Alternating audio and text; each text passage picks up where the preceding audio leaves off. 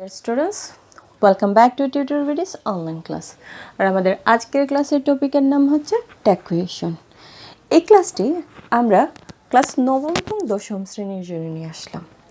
আজকের পর থেকে টিউটর ভিডিওর অনলাইন ক্লাসে নবম এবং দশম শ্রেণীর স্টুডেন্টসরা তাদের ইংলিশ সেকেন্ড পেপারের গ্রামাটিক্যাল টপিকের প্রত্যেকটি টপিক ধারাবাহিকভাবে পাবে। আজকে আমরা প্রথম ক্লাস শুরু করলাম। আর সেই ক্লাসে আমরা একটি সহজ টপিক নিয়ে এলাম, আর সেই টপিকটির নাম হচ্ছে ট্যাকুয়েশন। ট্যাকুয়েশন থেকে তোমাদের পরীক্ষায় 5 মার্কের প্রশ্ন আসে, সেটা নবম শ্রেণীতেও আসে এবং দশম শ্রেণীতেও আসে। আজকের এই সহজ কোয়েকশন শব্দটি নিয়ে আমরা আলোচনা করব। তাহলে আমরা জেনে নিই ট্যাকুয়েশন কী। ট্যাগ শব্দের অর্থ হচ্ছে জুড়ে দেওয়া। ট্যাগ শব্দের অর্থ কি? জুড়ে দেওয়া। আর কোয়েকশন মানে হচ্ছে কি? প্রশ্ন। তাহলে উত্তর কি হলো? ট্যাকুয়েশন মানে হচ্ছে প্রশ্ন জুড়ে দেওয়া। প্রশ্ন জুড়ে দেওয়া বলতে কি বোঝায় এখন আমি সেটাই দেখব। যেমন ধরো, যে কোনো একটি সেন্টেন্স আমি এখানে ব্যবহার করি, হি ইজ আ স্টুডেন্ট। আমি এখানে একটি সেন্টেন্স ইউজ করলাম। এই সেন্টেন্সটির সাথে যদি আমি কিছু জুড়ে দিই, অর্থাৎ আমি একটি প্রশ্ন জুড়ে দিই, সেই জুড়ে দেওয়া অংশটাকেই বলা হবে ট্যাকুয়েশন। অর্থাৎ আমি যা অ্যাড করব সেটা যদি প্রশ্ন হয় তাহলে সেটাই হবে ট্যাগ কোয়েকশন। আবারও বলতেছি, সেটাই হবে ট্যাগ কোয়েকশন। যেমন ধরো, হি ইজ এ স্টুডেন্ট। আমি যদি এখন এখানে জুড়ে দিই ইজন্ট হি দিয়ে যদি প্রশ্নবোধক চিহ্নটা দিই, তাহলে এই অংশটুকুকে বলা হয় ট্যাগ কোয়েকশন। ঠিক আছে? তো পরীক্ষায় তোমাকে এরকম সেন্টেন্স দেবে, সেটা অ্যাসার্টিভ সেন্টেন্স হতে পারে, সেটা ইম্পারেটিভ সেন্টেন্স হতে পারে, অপটেটিভ সেন্টেন্স হতে পারে, এক্সক্লেমেটরি সেন্টেন্স হতে পারে। অর্থাৎ সেন্টেন্সই হবে এবং সেই সেন্টেন্সটার মধ্যে কী থাকতে হবে? একটা সেন্টেন্স দেওয়া থাকবে এবং সেই সেন্টেন্সটার মধ্যে তোমার প্রশ্ন জুড়ে দিতে হবে। ঠিক আছে? তোমাকে সেন্টেন্স দেবে, কিন্তু বাকি অংশটুকু তোমাকে ফিল আপ করতে হবে। অর্থাৎ প্রশ্নটা এরকম দেবে, দিয়ে এই অংশটাতে তোমার ডট ডট দিয়ে দেবে। তুমি কাজ হচ্ছে এই জায়গাটা ফিল আপ করা। অর্থাৎ এখানে তোমার একটু প্রশ্ন জুড়ে দেওয়া, অর্থাৎ ট্যাগ কোয়েকশন। অর্থাৎ তুমি এখানে কোয়েকশন অ্যাড করবে। ঠিক আছে? এখন আমরা কোয়েকশন অ্যাড কীভাবে একটি সেন্টেন্সে করব সেটা দেব। এখন সেটা দেখার জন্য আমাদের প্রয়োজন যেটা, সেটা হচ্ছে ভার্বের। আমরা জানি ভার্ব হচ্ছে 2 প্রকার। একটি কি? একটি হচ্ছে প্রিন্সিপাল ভার্ব, আর আরেকটি হচ্ছে কি? আরেকটি হচ্ছে অক্সিলারি ভার্ব। এই ট্যাকুয়েশন করতে গিয়ে আমার অক্সিলারি ভার্বেরই প্রয়োজন। কেন প্রয়োজন সেটা দেখো। তুমি যে অংশটাতে প্রশ্ন জুড়ে দেবে, সেই জুড়ে দেওয়া অংশটাতে আমাকে একটি অক্সিলারি ভার্ব অর্থাৎ হেল্পিং ভার্বেরই প্রয়োজন। আবারও বলতেছি, তুমি যে যে অংশটাতে তুমি কোয়েকশন অ্যাড করবে সেখানে তোমার অক্সিলারি ভার্বের প্রয়োজন। তাহলে অক্সিলারি ভার্বগুলো কী কী আমরা জানবো, সেটা তো আমরা জানি, am, is, are, was, were, have, has, had, can, could. তার আগে দেখে নেই যে কোয়েকশন কয় ধরনের। কোয়েকশন হচ্ছে 2 ধরনের। একটি হচ্ছে পজিটিভ, আর আরেকটি হচ্ছে নেগেটিভ। একটি পজিটিভ আর একটি হচ্ছে নেগেটিভ। যখন প্রশ্নটা পজিটিভ থাকবে তখন, অর্থাৎ এক্সামে তোমাকে যে প্রশ্নটা দেবে সেটা যদি পজিটিভ হয়, তুমি যে আনসারটা লিখবে সেটা হবে নেগেটিভ। আর যদি এক্সামে যে কোয়েকশনটা দেবে সেটা যদি নেগেটিভ হয়, তুমি যে আনসারটা লিখবে সেটা হবে পজিটিভ। ঠিক আছে? তার মানে আমরা পজিটিভ এবং নেগেটিভ জিনিসটা জেনে গেলাম। এবার আমরা কি বলেছিলাম? অক্সিলারি ভার্বের প্রয়োজন। একটি পজিটিভ সেন্টেন্সকে কী করে নেগেটিভ করব? নেগেটিভ মানে তো নট। এই নট শব্দটা অক্সিলারি ভার্বের সাথে কীভাবে ইউজ করব আমরা এখন সেটা দেব। যেমন ধরো, তুমি যদি অ্যাম ইউজ করো, এই অ্যামের সাথে নট ইউজ করতে গেলে যদি মনে করো যে অ্যাম নট ইউজ করে নেব, তাহলে কিন্তু সেটা ভুল, কারণ অ্যাম নট বলতে কোনো শব্দ নেই। এটাকে তোমার এই অংশটা কিন্তু সম্পূর্ণ ভুল। এখানে তোমার লিখতে হবে আরেন্ট, এবং নটটা এইভাবে ঠিক সংক্ষিপ্ত আকারে ব্যবহার করতে হবে। অথবা তুমি ইউজ করতে হবে এইন্ট এবং নটটাকে ইউজ করতে হবে সংক্ষিপ্ত আকারে। এভাবে ইউজ করলে হবে না। আবারও বলতেছি, অক্সিলারি ভার্বের সাথে তুমি নট ইউজ করবে সংক্ষিপ্ত আকারে। এখন প্রশ্ন করতে পারো যে তাহলে তো আমি এটাকে এইভাবেও লিখতে পারতাম, অ্যামেন্ট, কিন্তু ডিকশনারিতে অ্যামেন্ট বলতে কোনো শব্দ নেই। তো এম এর সাথে যখন নট ইউজ করবে তখন সেটা অটোমেটিকলি কী হবে, আরেন্ট হবে, আর না হয় কী হবে, এইন্ড হবে। আরেন্ট হবে আর না হয় এইন্ড হবে, এইন্ড হবে। এখন যদি ধরে নাও তুমি যদি ব্যবহার করো আর এর সাথে, আমরা তো জানলামই, তুমি যদি ব্যবহার করো ওয়াজ, ওয়াজের সাথে নট, তাহলে কি হবে, স্বাভাবিক ওয়াজেন্ট। ঠিক আছে, ঠিক তেমনি ওয়ারের সাথে ওয়ারেন্ট, হ্যাভের সাথে হ্যাভেন্ট, হ্যাডের সাথে হ্যাডেন্ট, ডুর সাথে ডোন্ট, ডাজের সাথে ডাজেন্ট, ডিডের সাথে ডিডেন্ট। ঠিক আছে, ক্যানের সাথে কি হবে, কান্ট। এবার ক্যানেরটাতে আসি। ক্যানের সাথে যদি নট ইউজ করতে বলা হয় তাহলে এটার সংক্ষিপ্ত ফর্ম হবে কান্ট। মাথায় রাখবে পাশাপাশি দুটো নট বসে, অ্যান বসবে না। ঠিক আছে, যে কোনো ওয়ার্ডই বলো না কেন সেটা পাশাপাশি বসবে না। কনসোনেন্ট, যে কোনো কনসোনেন্ট ওয়ার্ড কী হবে, পাশাপাশি বসবে না। এ হচ্ছে তোমার, অর্থাৎ দুটো শব্দ পাশাপাশি হলে কি হয়, দেখো কে হতে পারে, ক্যান, নট, এমন হয়ে যাবে, দেখতে এটা বেস্ট লাগে। ঠিক আছে, তো কান্ট। তারপরে আর কি কি আছে ব্যতিক্রম, শ্যাল। যদি শ্যাল থাকে তাহলে শ্যাল নট হবে না, হবে কি, শান্ট। শ্যালের সাথে নট ইউজ করবে শান্ট। ঠিক আছে, তো এমের সাথে নট ইউজ করলে হবে আরেন্ট, শ্যালের সাথে নট ইউজ করলে হবে শান্ট। উইলের সাথে নট ইউজ করলে হবে ওন্ড, উইলের সাথে নট ইউজ করলে কি হবে, ওন্ড হবে।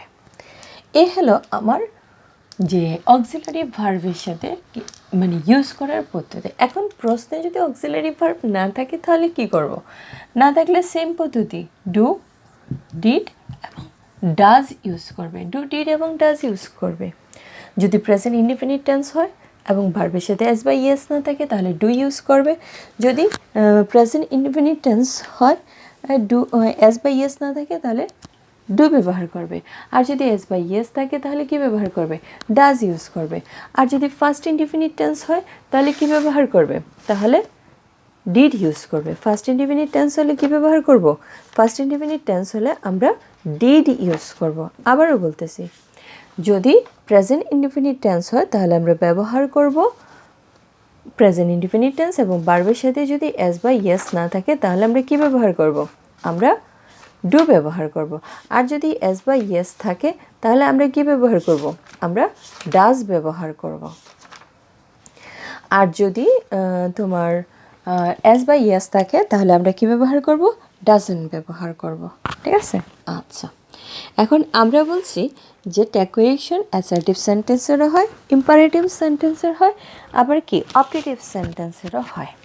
ঠিক আছে, তো আমরা এখন অ্যাসার্টিভ সেন্টেন্সের ট্যাকুয়েশন দেখব, কিন্তু তার জন্য আমার কিসের প্রয়োজন, ডেফিনেটলি আমার এক্সাম্পলের প্রয়োজন। যেমন ধরো, হি ইজ এ লায়ার। এখন এই কোয়েশ্চনটা যদি তোমাকে পরীক্ষায় দেয়, দিয়ে বলে যে এই খালি অংশটুকু ফিল আপ করো, তাহলে তুমি কি করবে, তুমি কি করবে, দেখো তোমাকে এটা প্রশ্ন দিল, তোমাকে কি দিল, প্রশ্ন দিল, তুমি এটাকে ফিল আপ করবে কী করে সেটা দাও। তোমার প্রথম কাজ যেটা, এটার আনসার লিখবো কী করে, আমার প্রথম কাজ হচ্ছে আমি সম্পূর্ণ প্রশ্নটা ব্যবহার করব। তাহলে আমার প্রথম কাজ হচ্ছে সম্পূর্ণ কোয়েকশনটা আমি লিখব, কোয়েকশন পেপারে যেটা থাকবে সেটা আমি লিখব। লেখার পর আমার সেকেন্ড কাজ হচ্ছে আমি একটি ক্ষমা ইউজ করব। থার্ড নাম্বার কাজ হচ্ছে যে প্রশ্নটা দেবে সেই প্রশ্নটা থেকে আমি অক্সিলারি ভার্বটাকে আইডেন্টিফাই করব। এটা হচ্ছে আমার অক্সিলারি ভার্ব, যেটা আমি এখানে ইউজ করব। এর পরবর্তী কাজ হচ্ছে সেন্টেন্সটি পজিটিভ না নেগেটিভ সেটা দেখা। যেহেতু এটা পজিটিভ তার মানে আমার উত্তর হবে নেগেটিভ, তার মানে আমি এখানে একটি নট ইউজ করব। এর পরবর্তী কাজ হচ্ছে আমার যে সেন্টেন্সটা তোমার এখানে দেওয়া থাকবে সেই সেন্টেন্সের যে সাবজেক্ট থাকবে সেটার প্রোনাউন ইউজ করা। এখানে হি হচ্ছে নিজেই প্রোনাউন, আমার উত্তর শেষ। কিন্তু যদি এখানে হি না থেকে রহিম থাকতো, রহিম ইজ এ লায়ার, তাহলে কি তুমি ইজেন্ট রহিম লিখতে, না।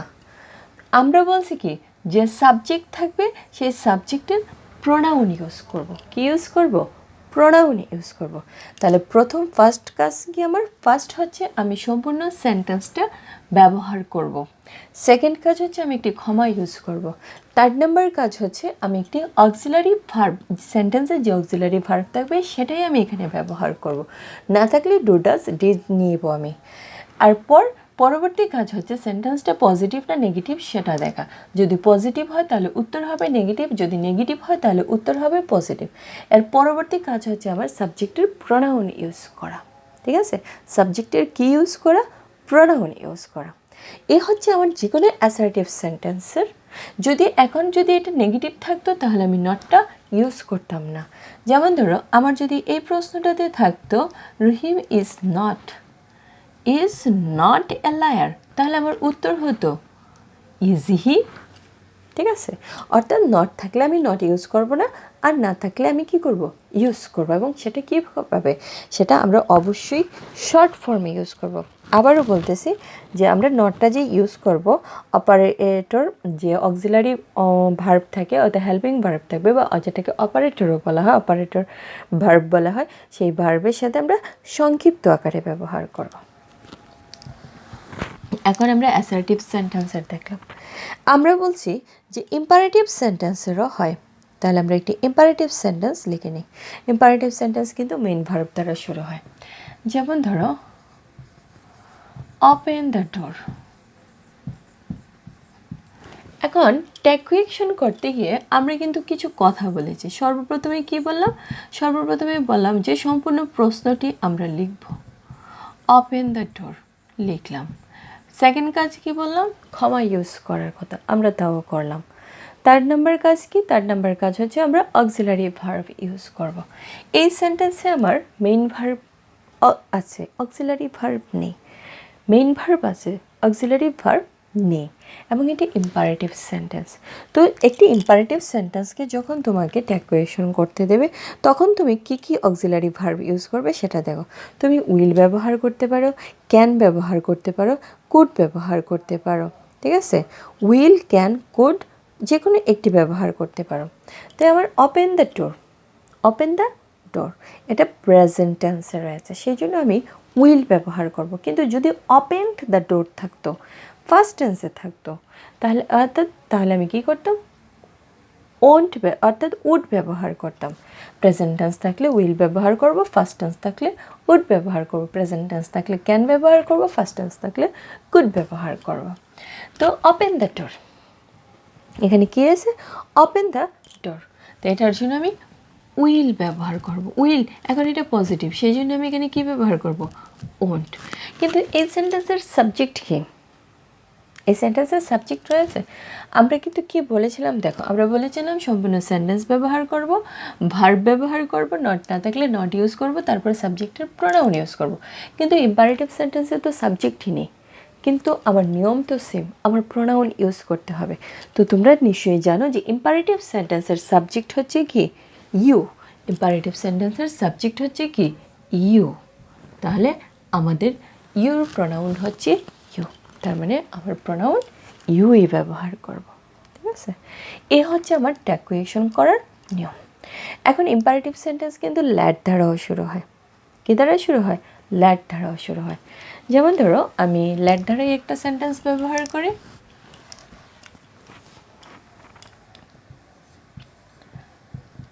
Let's do the play, do the work. এখন খেয়াল করে দেখো, এটাও কিন্তু একটি ইম্পারেটিভ সেন্টেন্স। তো এটার ক্ষেত্রে আমি কি করব? এটার ক্ষেত্রেও কি আমি উইল ব্যবহার করব? হ্যাঁ, এটার ক্ষেত্রেও তুমি উইল ব্যবহার করতে পারো, আবার চাইলে তুমি শ্যালও ব্যবহার করতে পারো। কি ব্যবহার করতে পারি? উইলও ব্যবহার করতে পারি, আবার চাইলে কি ব্যবহার করতে পারবো? শ্যালও ব্যবহার করতে পারবো। তাহলে ধরে নাও আমি এখানে উইল ব্যবহার করলাম, উইল।